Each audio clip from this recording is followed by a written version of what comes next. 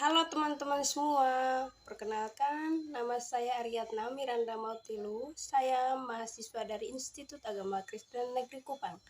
Nah, pada video kali ini saya akan menjelaskan materi pembelajaran pendidikan kewarganegaraan dengan tema bagaimana nilai dan norma konstitusional Undang-Undang Dasar Negara Republik Indonesia dan konstitusionalitas ketentuan perundang-undang di bawah Undang-Undang Dasar.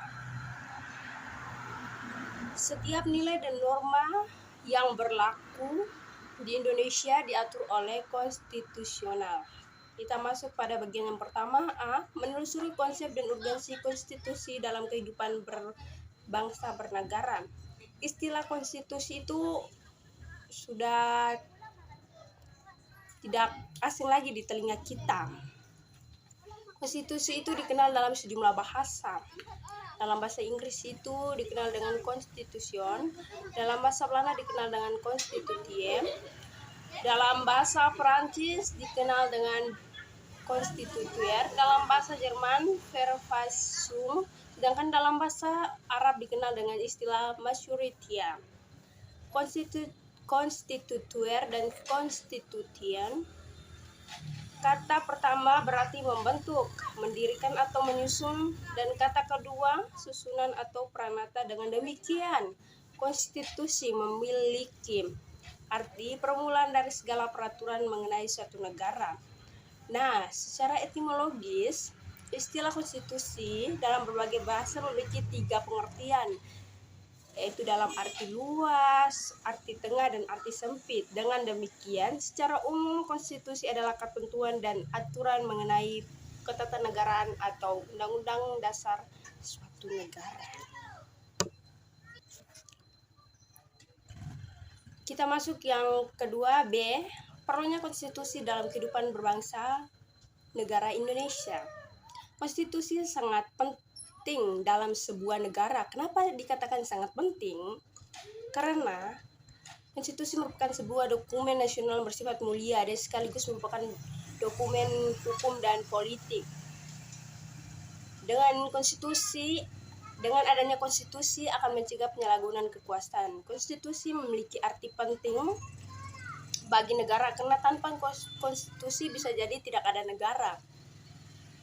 Konstitusi menjadi barometer kehidupan negara dengan bukti sejarah perjuangan para pahlawan, dan konstitusi juga memiliki fungsi penting. Yang pertama, membagi kekuasaan dalam negara. Yang kedua, membatasi kekuasaan pemerintah atau penguasa dalam negara. Kita masuk yang ke bagian ke C, mengenai sumber historis, sosiologis, dan politik tentang konstitusi dalam kehidupan berbangsa negara Indonesia.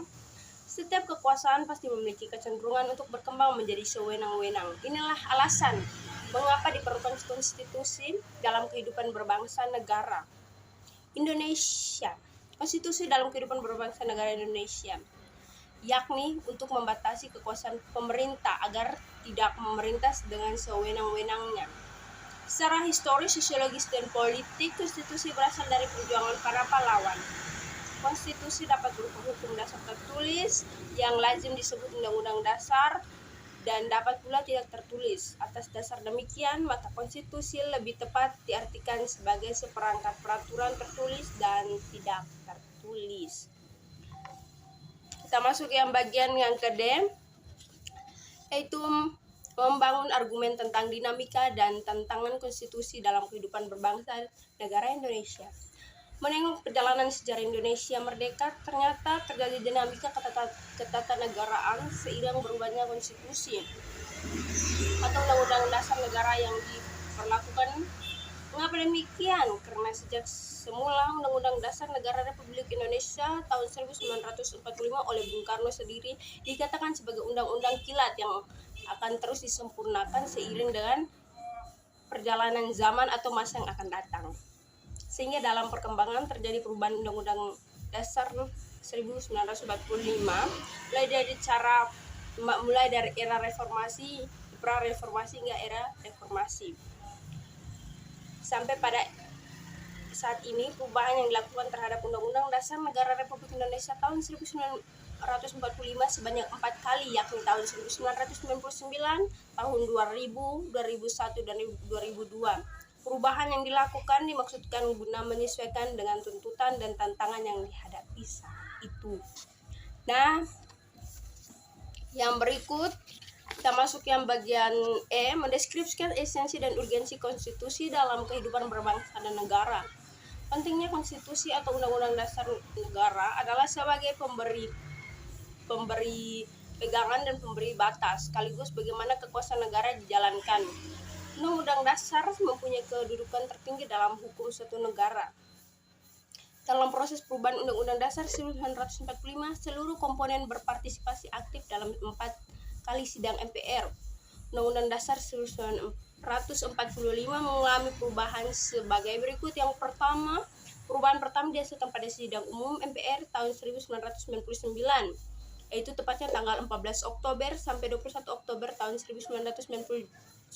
Yang kedua, perubahan kedua dihasilkan pada sidang umum MPR tahun 2000, yang tepatnya terjadi pada tanggal 7 sampai 18 Agustus 2000. Yang ketiga, perubahan ketiga dihasilkan pada sidang umum MPR tahun 2001, tepatnya tanggal 1 sampai 9 November 2001. Yang keempat, perubahan keempat dihasilkan pada sidang umum MPR yang terjadi pada tanggal 1 sampai 11 Agustus 2002, sehingga ada perbedaan konstitusi sebelum dan sesudah dirubah. Segala nilai dan norma yang ada semuanya diatur dalam konstitusi dan tidak ada yang bisa menyimpang dari konstitusi yang sudah berlaku.